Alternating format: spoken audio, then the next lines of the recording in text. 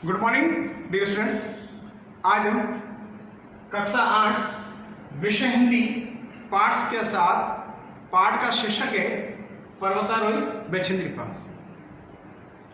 इस पाठ के अंतर्गत भारत की प्रथम महिला पर्वतारोही बचेंद्री पाल के जीवन की उपलब्धियों या उनके द्वारा किए गए साहसपूर्ण कार्यों को इस पाठ के माध्यम से पढ़ने का करेंगे। इस पाठ के अंतर्गत बचेंद्री पाल ने किस प्रकार से एवरेस्ट शिखर पर विजय हासिल की वो सारा इस पाठ के माध्यम से हमें बताने का प्रयास किया। ये एवरेस्ट मेरी शिखर यात्रा जो इनके द्वारा लिखित खुद की आत्म कथा भी कह सकते हैं या उनके द्वारा लिखित जो निबंध है उसी में से हमें बताने का प्रयास किया। तो आइए इस पाठ के साहसपूर्ण कार्यों को पढ़ने से पूर्व कुछ सामान्य बातें जिनको हम जानने का प्रयास करते हैं, उसके बाद हम वापस पाठ के अंदर की जो भूमिका है उसको जानने का प्रयास करेंगे। कहते हैं कि विश्व का सबसे ऊंचा पहाड़ दे सकते हैं, ऊंची चोटी जिन्हें हम एवरेस्ट कहते हैं, जिसकी ऊंचाई लगभग 8,848 मीटर माना गया। एवरेस्ट शिखर की कितनी ऊंचाई? 8,848। अब देखिए इस शिखर यात्रा को प्राप्त करने के लिए या शिखर यात्रा पर विजय प्राप्त करने के लिए विश्व के अनेक शेरपा वहाँ पर जाने के लिए पहुँच बनाई या अनेक ऐसे जो पर्वतारोही जिन्होंने विजय हासिल प्राप्त की। विश्व के अंतर्गत 1920 के अंतर्गत एवरेस्ट विजय पर प्रयत्न करना आरंभ किया। 1920 के अंदर माना गया। उसके बाद प्रथम विजय जो एवरेस्ट पर प्राप्त की वो मानी जाती है 1953 के अंतर्गत। 1953 के अंतर्गत एडमंड हिलेरी और तेनजिंग नॉर्गे इन दोनों व्यक्तियों ने सबसे पहले एवरेस्ट शिखर पर विजय प्राप्त की। ये इसका सामान्य जानकारी है।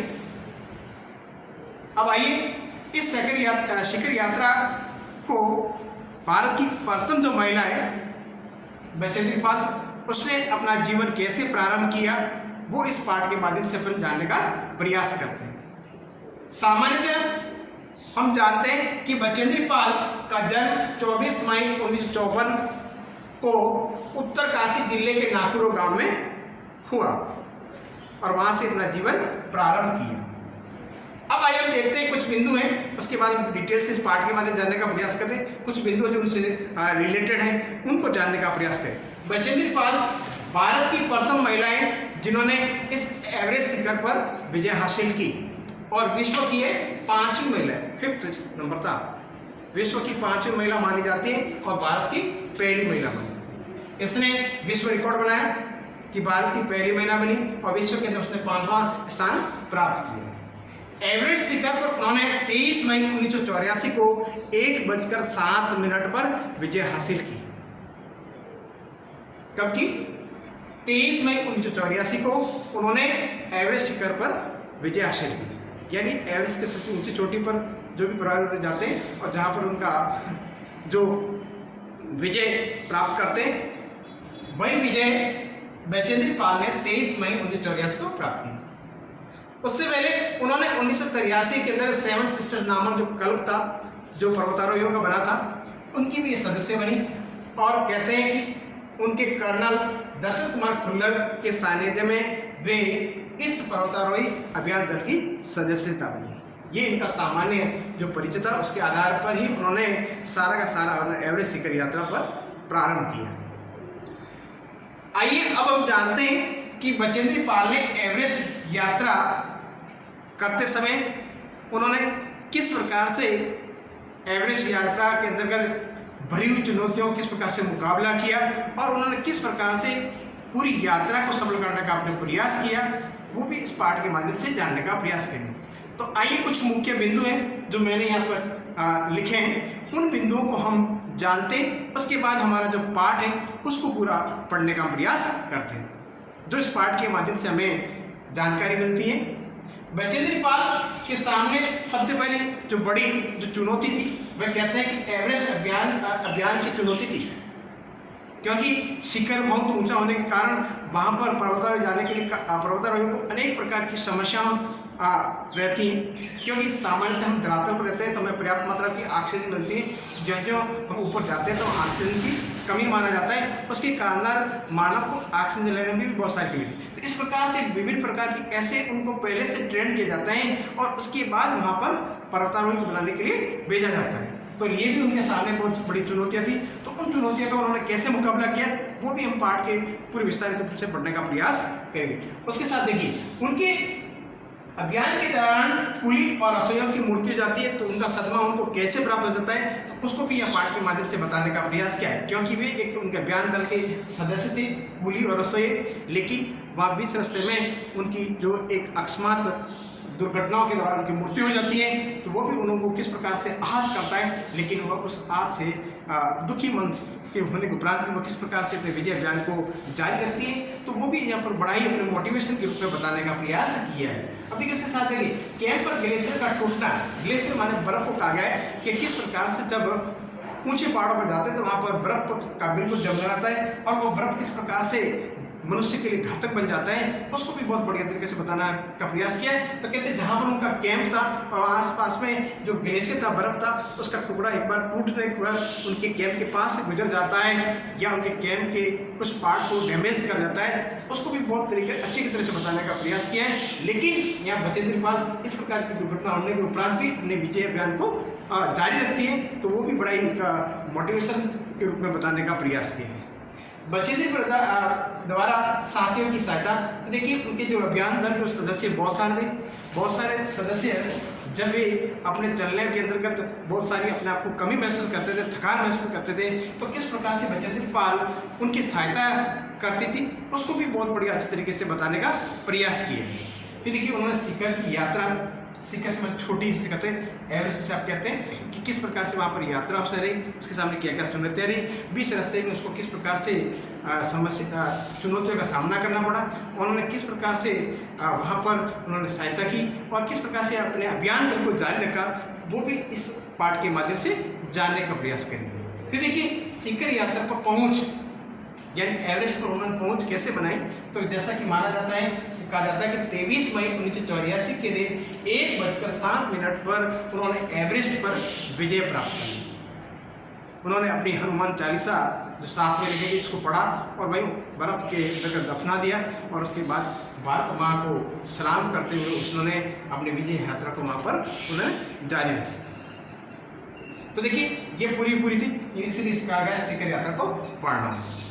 फिर उन्होंने पूरी शिखर यात्रा को उन्होंने प्रणाम किया, शिष्यवंदन किया और उस वहाँ की माटी को चूमा और भारत की विजय की वहाँ की अलग एक मिसाल खड़ी की। तो हम कह सकते हैं कि भारत की जो प्रथम महिला थी जिन्होंने एवरेस्ट पर 23 मई 1984 को 1:07 पर विजय हासिल की। तो आइए ये सारा इस पाठ का बिल्कुल सार था।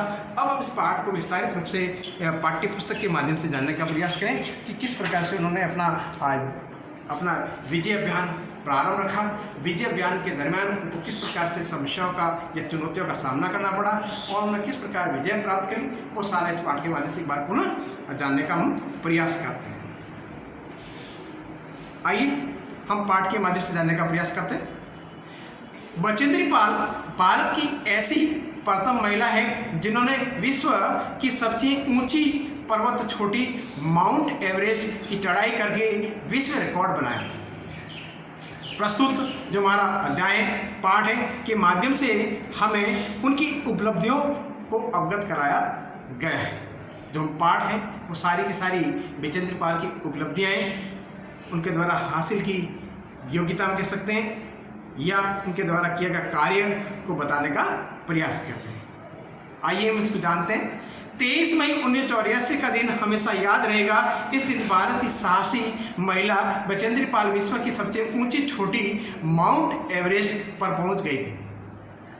बचेंद्री पाल एवरेस्ट पर पहुंचने वाली भारत की पहली महिला और विश्व की 5वीं महिला है। उन्होंने यह सिद्ध कर दिया कि नारी भी पुरुष जैसे साहसपूर्ण कार्य करने में समर्थ है। सन 1920 से मनुष्य ने एवरेस्ट विजय के प्रयत्न आरंभ किए और सन 1953 में एडमन हिलेरी और शेरपा तेनसिंग नॉर्वे को इस अजय शिखर पर पहुंचने में पहली बार सफलता मिली। इसके बाद कई पर्वतारोही दल और व्यक्ति इस शिखर पर पहुंचने में सफल हुए। पर्वतारोहण अभियान बड़े जोखिम और साहस का कार्य है। जान हथेली पर लेकर पर्वतारोही ऊंचे पर्वतों पर चढ़ते हैं। पर्वतों के तेज ढाल पर चढ़ते हुए पांव फिसलने, कच्ची चट्टान के टूटने, बर्फ खिसकने तथा तूफान आने से पर्वतारोहियों को प्राणों से हाथ धोने पड़ते हैं। ऊंचाई के कारण पर्वतों पर ऑक्सीजन की मात्रा कम हो जाती है, इसलिए ऑक्सीजन सिलेंडर और मास्क के साथ ही चढ़ाई संभव है।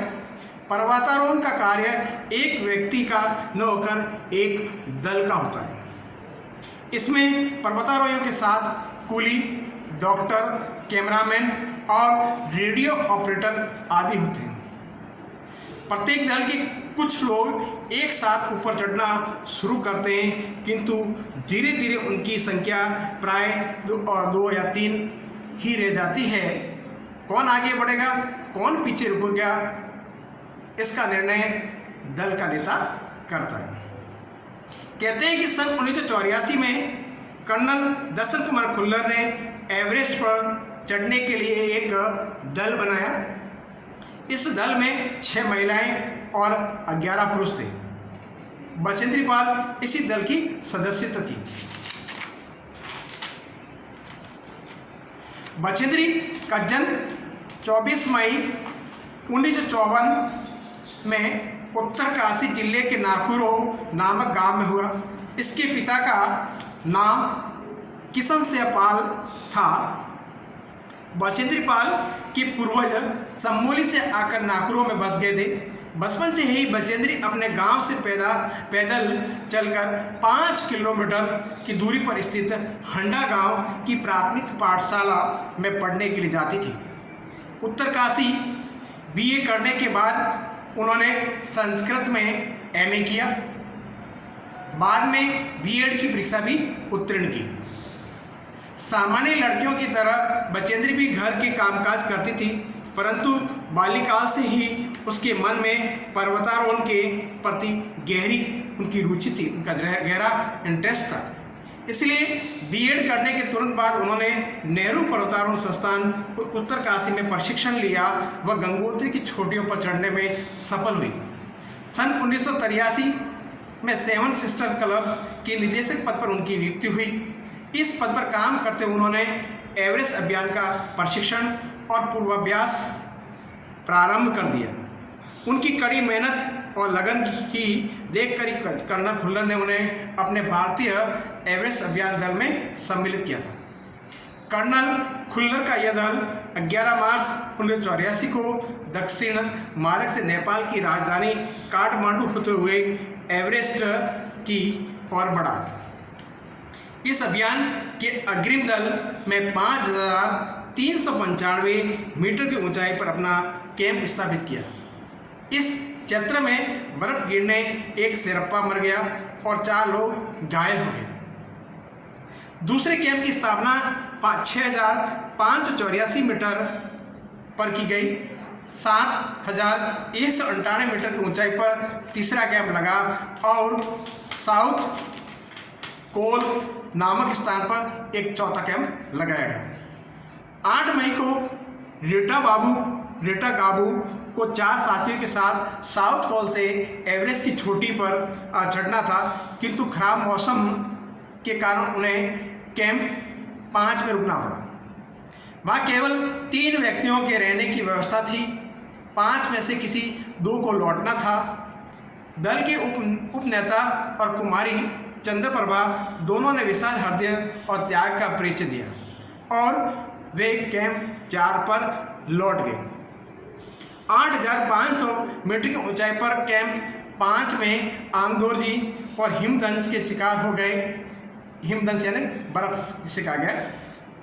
ऐसा अवस्था में वे लौटने को विवश थे। रीटा अपने बीमार साथी को अकेला कैसे छोड़ती, इसलिए वह भी उसके साथ लौट गई। शेष भारतीय दल एवरेस्ट की चढ़ाई शुरू करने ही वाला था कि उन्हें यह सूचना मिली कि बुल्गारिया के दल के 2 घायल सदस्य साउथ कोल के ऊपर फंस गए। भारतीय दल ने 2-3 दिन के लिए अपना कार्यक्रम रोक दिया। वे उन्हें बचाने के काम में लग गए।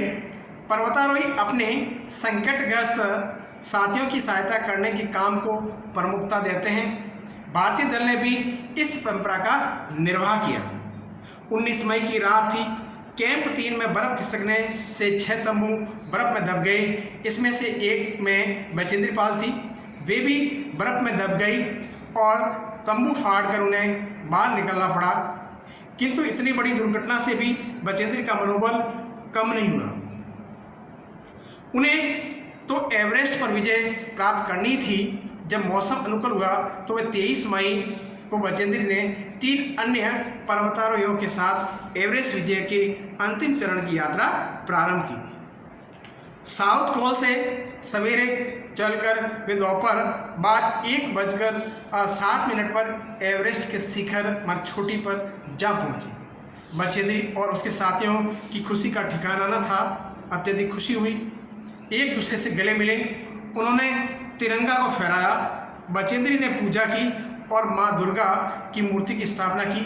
चारों लोग इस विश्व की सबसे ऊंची चोटी पर खड़े रहकर 43 मिनट तक प्रकृति की मनोरम छटा को देखते रहे, यानी प्रकृति के अनोखे नज़ारे को उन्होंने देखा। तो देखिए, इस पाठ के माध्यम से बचेंद्री पाल की पर्वतारोहण एवरेस्ट शिखर यात्रा की उनके साहसपूर्ण कार्य को इस पाठ के माध्यम से बताने का प्रयास है। ये पूरा पाठ एवरेस्ट मेरी शिखर यात्रा बचेंद्री पाल द्वारा लिखित में से अंश लिया गया है। इस पूरे पाठ के अंतर्गत इस साहसपूर्ण कार्य को बताने का प्रयास किया है और उन्होंने किस प्रकार से अपनी विजय प्राप्त की वो इस पाठ के माध्यम से अन्य लोगों को बताने का प्रयास किया। धन्यवाद।